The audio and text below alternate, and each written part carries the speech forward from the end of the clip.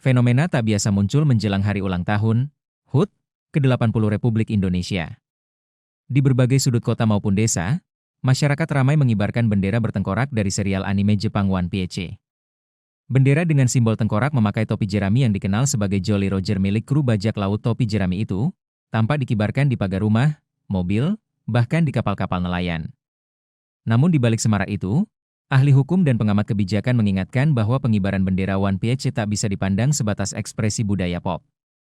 Bila tidak memahami aturan hukum yang berlaku, pengibaran bendera fiksi tersebut justru bisa berujung pidana. One Piece bukan sekadar kisah petualangan bajak laut.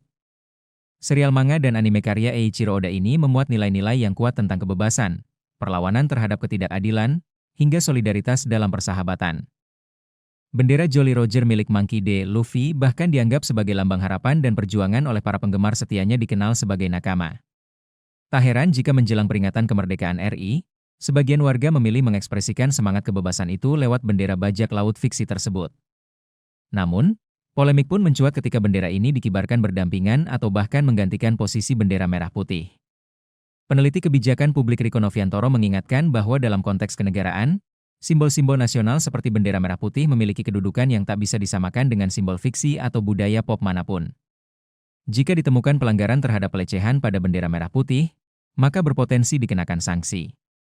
Ini yang kiranya publik juga memahami, kata Riko Noviantoro, Kamis, 31 Juli 2025.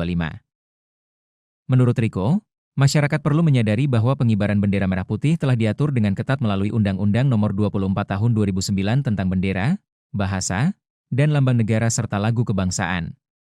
Pasal 21 dalam UU tersebut mengatur bahwa jika bendera negara dikibarkan bersama dengan bendera atau lambang lain, maka bendera merah putih wajib berada pada posisi tertinggi dan memiliki ukuran paling besar. Secara pribadi, munculnya bendera One Piece tidak boleh lebih tinggi dari merah putih. Karena bendera merah putih menjadi bagian dari lambang kesatuan negara, tutur Riko Noviantoro, selain posisi dan ukuran, UU ini juga melarang perlakuan yang merendahkan bendera negara. Pasal 66 menjadi salah satu pasal yang memiliki konsekuensi pidana tegas bagi pelanggaran terhadap bendera negara. Bunyi Pasal 66, setiap orang yang merusak, merobek, menginjak-injak, membakar, atau melakukan perbuatan lain dengan maksud menodai, menghina, atau merendahkan kehormatan bendera negara dipidana dengan pidana penjara paling lama 5 tahun atau denda paling banyak Rp500 juta, Rp500 juta. Dengan demikian, siapapun yang memperlakukan bendera merah putih secara tidak hormat, atau mengibarkan bendera lain dalam posisi lebih tinggi dari merah putih, bisa dikenakan ancaman pidana jika terbukti melanggar. Perbuatan yang terlihat sederhana, seperti memasang bendera One Piece lebih tinggi dari merah putih atau mengibarkannya tanpa menampilkan merah putih sama sekali dalam konteks peringatan kenegaraan, dapat dimaknai sebagai bentuk penghinaan terhadap lambang negara. Namun di balik persoalan hukum, Riko juga melihat fenomena ini dari sisi sosiologis. Ia menyebut, ada kemungkinan bahwa pengibaran bendera One Piece juga merupakan bentuk kekecewaan masyarakat terhadap situasi politik dan sosial saat ini. Munculnya bendera One Piece merupakan simbol kritik publik terhadap situasi sosial. Tentu kritik itu lebih ditujukan kepada pemerintah sebagai penyelenggara negara, kata Riko Noviantoro. Ia membandingkan kasus ini dengan simbol Garuda, Indonesia Darurat yang sempat viral beberapa waktu lalu. Menurut Riko, pemerintah sebaiknya tidak buru-buru menganggap semua bentuk ekspresi publik sebagai pelanggaran hukum.